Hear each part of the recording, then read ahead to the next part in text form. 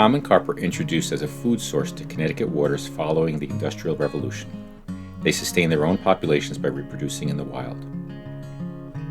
The carp is actually a minnow, albeit a very large one. This fish can grow in excess of 40 pounds, which is amazing for a fish that feeds primarily on aquatic vegetation, insects, small crustaceans, and occasionally small fish.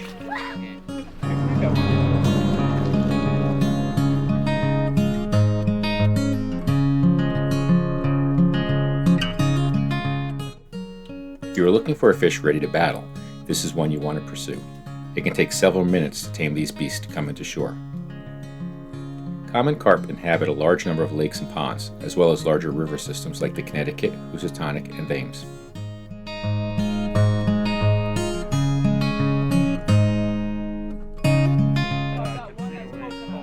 There are as many baits for carp as there are carp fishermen, and everyone has their secret formulas, but you do not need to get too elaborate to get started.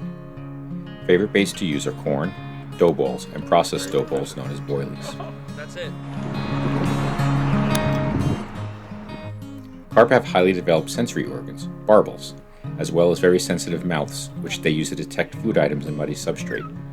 To match wits with the finicky carp, avid carp fishermen developed the hair rig to help increase their catch. So I'm fishing for carp with a hair rig. It's a unique setup where we have an extension of the leader coming off the bend of the hook where the bait sits. This allows the carp to feel the bait and not the hook. Once they inhale the bait, they inhale the hook and it's already too late for them and they get hooked. So in order to use a hair rig, you need a baiting needle. You're going to thread on your bait. This is a piece of fake corn and a boilie, which is a flavored dough ball. You're going to take the end of the needle with the barb on it and go through the loop on the hair. Then hook the barb onto the loop and then slide your bait on.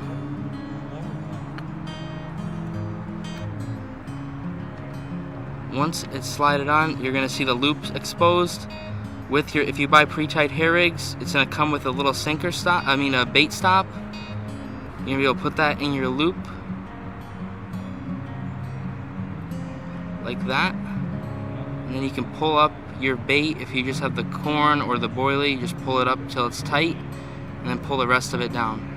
So then the purpose of the weight is to keep your bait down on the bottom where the carp are, and as well as set the hook.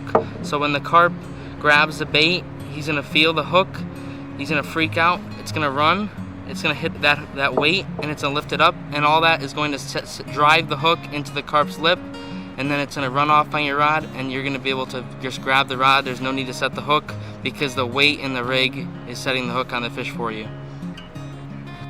Many carp fishermen will pre-bait an area with corn prior to fishing so that carp are actively feeding in that location.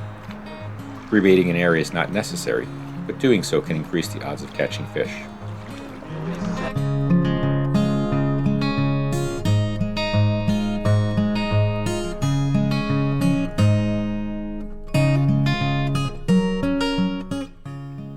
When fishing for carp, you must be patient. Carp can be caught both day and night, so get a comfortable chair, get your bait in the water, throw a few additional corn kernels out in the area for good measure, and wait for the hit.